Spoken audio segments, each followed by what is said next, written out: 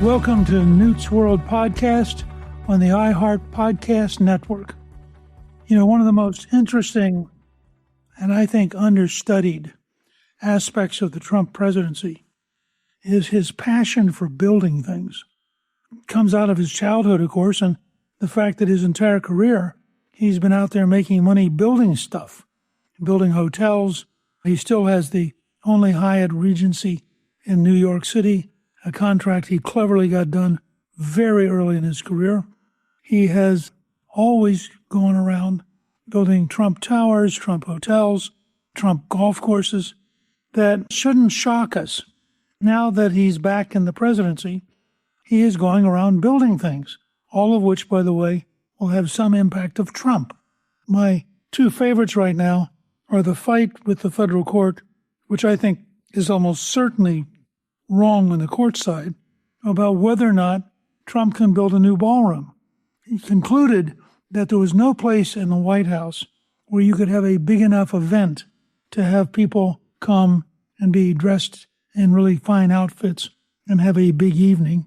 And so, in a Trump-like manner, he tore down the East Wing and is now putting in a brand new, huge ballroom. He also, however, is putting an entire safe area below the ballroom. So once they had created the space, they talked to the military about how to create a really safe, survivable center for the presidency in the East Wing, where it had never existed before. And that's going to be part of this. Now, what's fascinating is Trump, I think, intuited that if he followed the tradition which, for example, Jackie Kennedy had followed when she created the Rose Garden, then it would all be paid for privately. So he didn't go to the Congress and ask for money. He simply raised the money to build this entire thing. And it's a lot of money. It's a big project. And now this federal judge is saying, well, you can't do this without congressional approval. But the fact is that Trump's lawyers had looked at all this, and historically, there is no congressional involvement in the White House if it's being done privately. So there's an ongoing fight developing here. And, of course, being Trump, he already went out. He didn't ask permission. He didn't go to court first. He just went out, tore down the building, and began rebuilding, which is something he's done in a number of his properties over the years. I think his attitude is, look, there's this huge hole in the ground, and I'm prepared to pay to fill it. And if you guys want to, mess around with it, you're going to have just a total disaster on your hands. So I suspect in the end, the court will be overruled.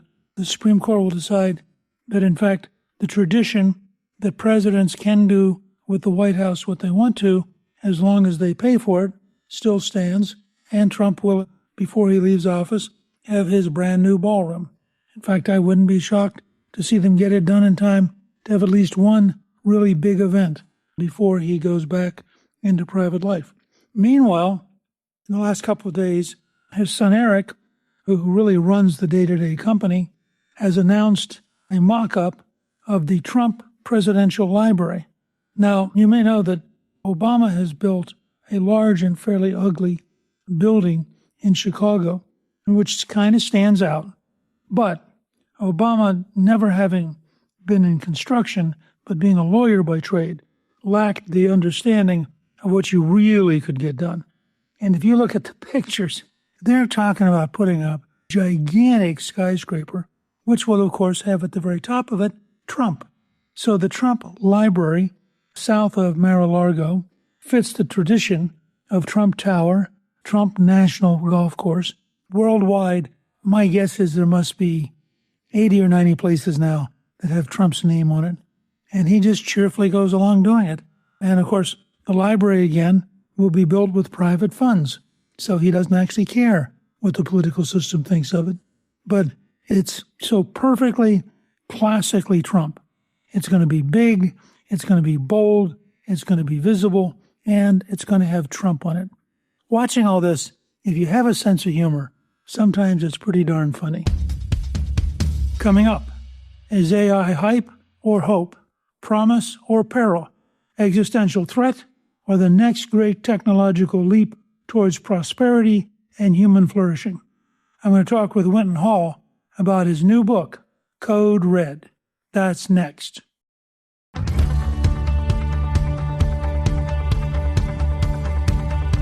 I'm really pleased to welcome my guest, Winton Hall, Breitbart News Director of Social Media, Distinguished Fellow at Peter Schweizer's Government Accountability Institute, and former visiting fellow at Stanford University's Hoover Institution.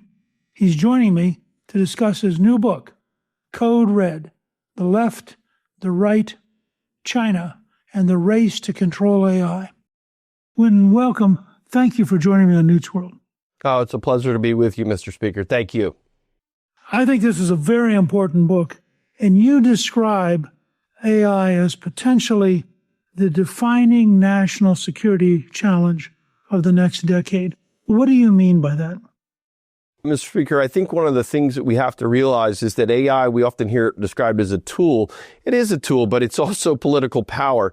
And increasingly within the AI warfare space, I think it is going to become essential.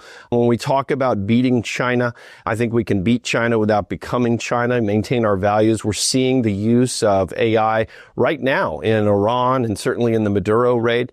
And I think when you talk to folks in the military and leadership in the defense tech space, they really understand and explain that having that speed efficiency, and also as we move toward things like RSI, recursive self-improvement, which is, of course, the AI potentially, theoretically, one day being able to constantly update and improve itself, that whoever gains that advantage is going to have full spectrum battlefield dominance in things like cybersecurity, encryption, hacking of missile systems, hacking of infrastructure. So we really have to understand that we are in a real sprint. And I think thankfully you're seeing a lot of leadership around that, whether you're talking about the War Department, President Trump, and just military leadership who have long understood that technological innovation brings battlefield opportunities for us to keep not just our soldiers, sailors, airmen, and Marines safe, but here at home as well as asymmetric threats start to emerge. We've already seen a pretty big jump in both Pentagon spending and general government spending on AI-related contracts. Are we doing enough in that direction? I think we should do more. And I think that, one of the things that's important is, a lot of the traditional warfare machinery that we've seen, we know that the costs are exceptionally high. And now with the AI innovation, that cost curve can be brought down and also the efficiency can be brought up. One of the advantages, not just in the actual weapons themselves, but of course is in the intel process for AI. Because if there's one thing that AI really excels in, as you know, is massive pattern recognition. And so you'll be able to take all of that intercepted communication, whether it's satellites or images, surveillance, and be able to sift and sort that in what would have taken months, if not longer, and teams of hundreds or thousands. And you're now able to do that in a matter of days with just a smaller team. So it's one of those opportunities. I think it also extends, I have a chapter in this book about also on the domestic side, not just in the foreign space, of how we can use AI toward a conservative vision of a smaller, more efficient government as well. So I think there are opportunities on both sides of it. And I think that if we can expand on that in the military side, it will be to our advantage. AI has a potential both to be an empowering tool in dramatically improving a lot of what we already do, but also potentially inventing, if you will, a virtually new battlefield of speed and complexity, unlike anything we've ever seen before. And that these are actually kind of two parallel areas. That is, if you could just get defense logistics, or you could get the defense accounting system, since they've never had a successful audit of the Pentagon. With AI, you should be able to do that. But at the same time, a military which understands the rhythm and capability of AI may be able to generate combat capabilities in ways that would literally be unthinkable for people that don't have that kind of advantage. Aren't these two sort of parallel but very different applications of AI? They really are, right? So on the one hand, you're saying and talking about the efficiency side of just the logistics, right? The actual functions. And there, I think there's no doubt, right? That's almost in many ways like you would think of in a corporate setting or in a large institutional setting, being able to have just the rudimentary nuts and bolts of motion and logistics improve. And I think there's no question on that. The second piece, though, on the speed part of the actual battlefield, I think that becomes very important, particularly as we look at the race with China that we often hear about. I mean, you see that in two directions, right? One, I think, is just the economics of it, right? 1/3 of the S&P 500 is constituted around that Mag 7, the Magnificent Seven, our biggest 7 tech companies. And so just on an economic scale, we see that. We saw what DeepSeek's R1 model did from China in that one-day wipeout in American history for one single company, and that was NVIDIA at about $600 billion. So on the economic side, it becomes very important to win. On the military side, though, we know that, China has said and put down a marker from 2017 to 2030. They want to be dominant in this space. So you're absolutely right that we can gain those efficiencies, but if we have that leadership push to really accelerate on the military side, both in terms of logistics as well as battlefield dominance, and I think all that accrues economically. From your research, how many countries are potentially at the cutting edge of developing artificial intelligence? Yeah, there are many players, but thankfully right now the American enterprise labs are in the lead, and we will hope to maintain that lead. China is usually referred to as the major dominant competitor in that space in that regard, and they really are, right? It's not that other countries don't have AI labs that are efficient and are doing good work, but honestly, quite frankly, their regulatory schema has really slowed those other countries who have pursued a more regulation-heavy approach as opposed to our lighter touch with that. Now, China doesn't really have to worry. Xi Jinping sort of has a one-way decision-making chain. Obviously, we do not want to pursue a CCP authoritarian style surveillance state or anything like it. But nevertheless, that's why we often hear, leaders like Sam Altman, Mustafa Suleyman, Dario Amodei, and others frame it around China because they do know that that's their main competitor. It strikes me that one of the side effects of AI may be that it actually empowers kind of mid-level countries with levels of capability they could never have gotten otherwise. I'm wondering to what extent we're going to see sort of mid-sized countries actually have very formidable military by the application of this kind of artificial intelligence. Yes, Mr. Speaker. I mean, you're the ultimate historian, and you could probably explain it even deeper. But one of the things you're hitting on is so important. The democratization of artificial intelligence is going to be a force multiplier for people that are either restrained because of scale, of technological limits, and or budgetary limits. And so in that way, it becomes a catapult, right? It gets you more for less. It helps you to be able to do more with less. And that's both militarily as well as in things like education, for example. I mean, having AI tutors for a developing country for a $99 tablet and having the ability to have machine learning improvements, that's going to really give gains and real opportunities there as well. So I think you're exactly right. Now, the darker side, of course, is it also will potentially that democratization, that bringing that cost scale down and access will also obviously enable the potential for non-state actors to use AI, whether you're talking about the propaganda side and deepfakes, which we've just been seeing right now happen in real time, or the actual building of biological chemical weapons. When you have PhD level intelligence and an unmetered level of intelligence, relatively low cost with reasoning models and advanced models and AI, then you would have, if you had determined, jihadist forces or things of that sort, greater fears. The other thing, of course, is with drones and facial recognition technology, now you're able to do what would have taken a 10x component in budget and skill levels for far less. And so it really is going to be like, fire. You can either help warm a civilization or burn it down, who uses it and how they decide. But you're absolutely right. Those middle and lower tier countries or actors or groups, they're going to now have a lot more power for a lot less money. Next, we're going to discuss the power of artificial intelligence in modern warfare.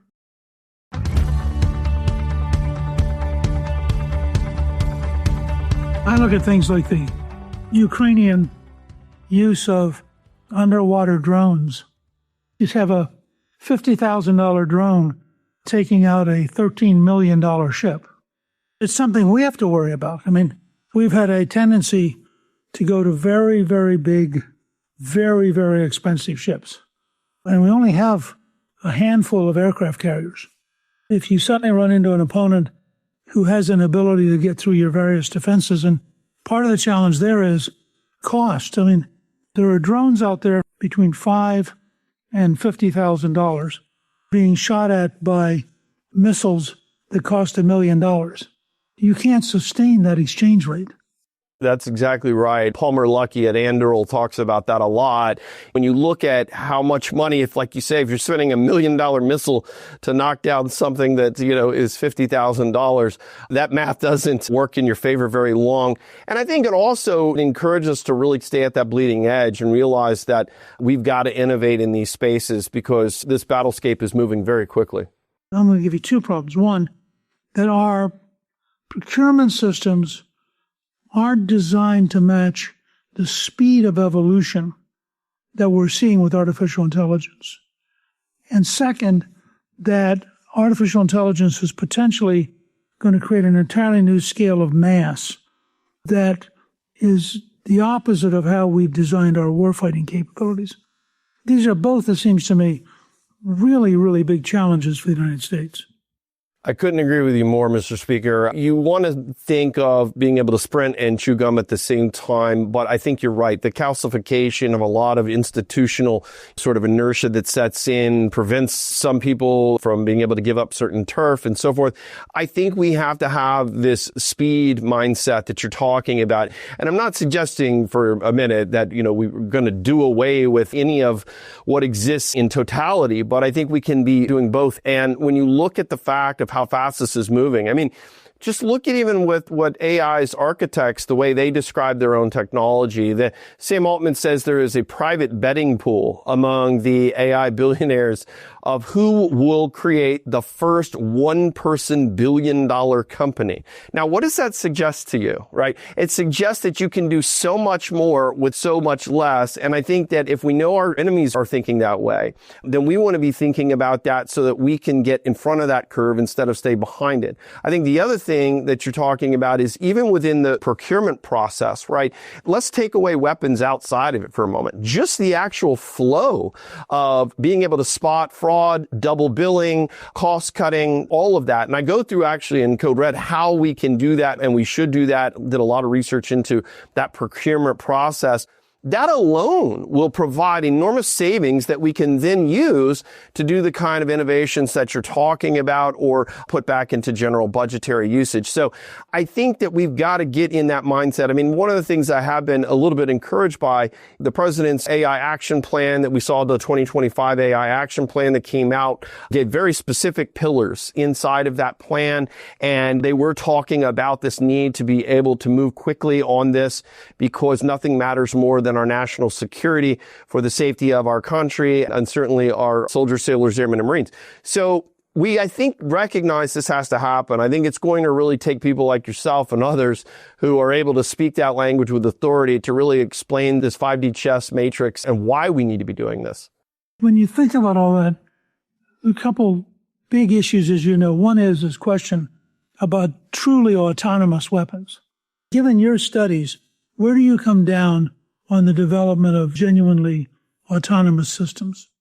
Well, I would love your historical background. One of the fascinating things that comes through in the research is, autonomous weapons, depending upon how you're defining autonomous weapons, have been around for a long time. And one of the things that Palmer Luckey says is that he had this great phrase. He says, I don't think there's a lot of moral authority in a landmine. In other words, something that can be stepped on and activated without a human input that is taking a human life or, God forbid, one of our own. So I think that the moral consequence needs to be there. I think that, having a kill switch is very much a part of that sort of baked in situation. But being able to go to full auto, one of the things that was fascinating when you really look at what defense experts will tell you and you study this, they say, look, if we're in a metaphorical gunslinger duel and one side has the equivalent of a metaphorical ICBM, in other words, a full auto, and you have a slingshot, if you have to stop and pause to pull that trigger and have the human decision, it's over before it's begun. And so we're going to get into this situation where having to pause and have the human green light. If you're up against an enemy that is in a full auto capacity, you've been neutralized already. I think that's where it's going, and I think that's the reality. Personally, my view would be that, yes, we have to be able to ultimately have kill switches on anything, even if you've decided to go into a full autonomy. And then secondly, I think that we have to recognize that the commander-in-chief has to have that ability. That's the reason why we haven't banned autonomous weapons, and we've had autonomous weapons, depending upon, again, how you're defining that, for a long time. I think it's very scary to a lot of everyday Americans because we've been taught by Hollywood and Terminator and the rest of it that we're going to have these robots with laser eyes and so forth. And we're seeing that in the polls. Just last week, I'm sure you saw it, Mr. Speaker, the NBC poll, 26% have a positive view in America of AI. 46% of Americans have a negative view. And so I think there's a communication gap. I think people have to really clearly communicate and very openly handle some of these real genuine ethical concerns, left, right, and center, because we have to understand this. You don't get to opt out of the AI race. It's already here. 99% of us use AI every day, even though only 64% of people don't realize they're using it because it's baked into the algorithms of life. So I think that Silicon Valley has got its communication work cut out for them because I don't think they've really explained a lot of this. It's, I think, very challenging to get across to people the sheer scale of change that we see coming down the road on every front. And one of the reasons that I thought it was really so important that you wrote Code Red, The Left, the Right, China, and the Race to Control AI, you're describing what may be the most important change agent of the next half century. And people got to get that into their heads.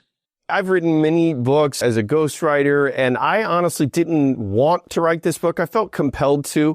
I think that when you look at conservatism, William F. Buckley, the job of a conservative is to stand athwart history yelling stop. I think that sadly some on our side think that meant technology.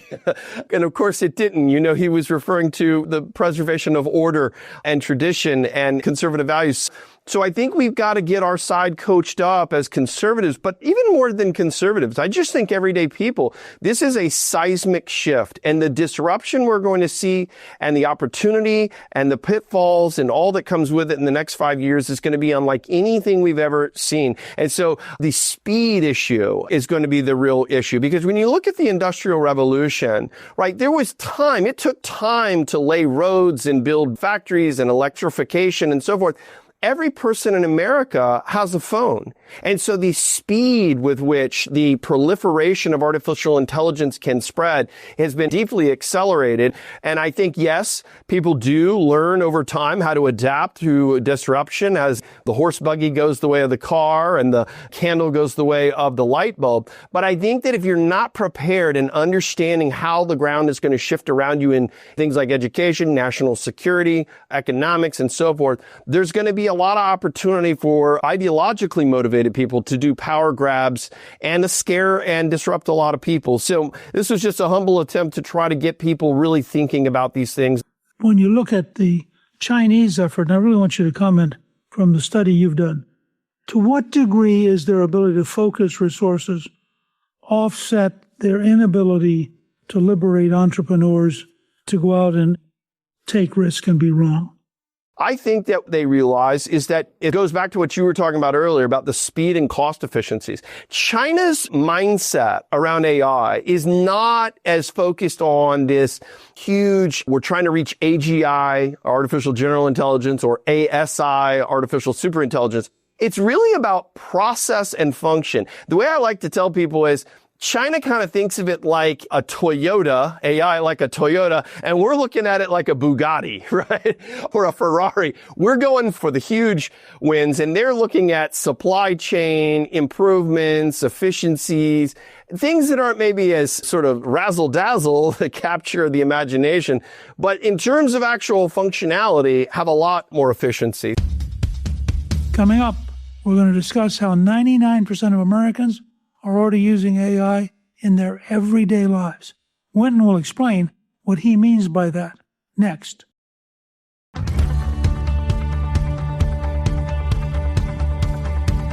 You say something which is, I'm certain, true. You said that 99% of Americans already use AI. Walk us through that. I'm certain you're right, but I want to hear your version of what are the ways in which normal, everyday people are already immersed in artificial intelligence. Yes, Mr. Speaker. It's so important. When I encounter my friends or family or somebody at church or something, and they have a sort of negative disposition toward AI, I just ask them, well, did you use a weather app today? Did you use a movie streaming service over the weekend with the family to watch a family movie? Did you use your GPS when you went fishing on that trip and you had to get around to go to the lake? And they say, well, of course, of course I did. I say, well, guess what? You used AI. And that's generally, depending upon what application, referred to as narrow AI. It doesn't necessarily mean they were using generative AI, but I think it helps people to understand, look, we've had since 1950 and McCarthy's term, in the public-facing term, artificial intelligence. So artificial intelligence has been with us for a long time, but obviously it has progressed enormously in recent. The reason why it's 99% is because it's baked into the daily algorithms that power. And so when you see someone on Twitter X or on Facebook say, I hate AI, the grand irony is AI is what's allowing them to communicate that message. What I was mentioning too is that 64% of people can't identify when they're using AI because they don't really think of AI in that kind of daily life. So I think it's important for us to understand there are real landmines and real challenges ethically, morally, in security. Personally, I think politically in the bias space is going to be a real big battle. But it's also important to recognize there are roses of opportunity and that maybe it's not as scary as you thought because, quite frankly, you've been using AI for quite a while. You get so used to things. I'm told, I don't understand this exactly, but I'm told that there's an exquisite timing system worldwide which enables your automatic teller machine to work. And that if that timing system wasn't there, you literally couldn't match up around the world. I've been in places in rural Africa where I got money out of an ATM. It sort of works, which also, by the way, is a reminder that in certain kinds of conflicts, you may have an attack on the very structure of how you live, where the ATMs don't work, the phones don't work, GPS doesn't work. And that's part of why we have to continue to invest, I think, in being able to defend ourselves. I have to say, this has been exhilarating. You've given me a whole bunch of new ideas. I want to thank you for joining me. Your new book, Code Red, The Left, the Right, China and the Race to Control AI, is available now on Amazon and in bookstores everywhere.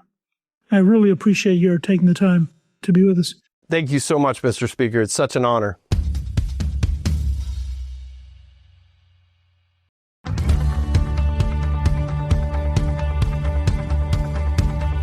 And now I'm pleased to introduce a new segment to Newt's World where I answer listeners' questions. To ask a question, please email me at newt@gingrich360.com. As an Inner Circle member, William asks, Mr. Speaker, my question is about Iran. The first objective should be the removal of all uranium. I suggest that the Israelis be given this task and that they get to keep the uranium that they capture. Qom is the theological capital. Removing the libraries and the scholars is essential. What is the support for the regime in the eastern part of the country among other ethnic groups there? It's a lot of different questions.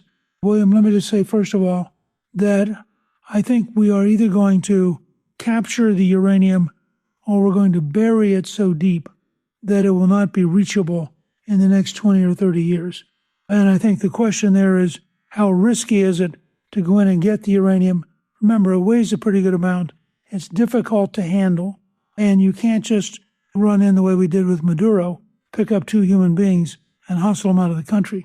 So it's a significant question, and there's a question of, do you really want to take casualties if you can just stand off and bomb them so much that they're literally physically not reachable?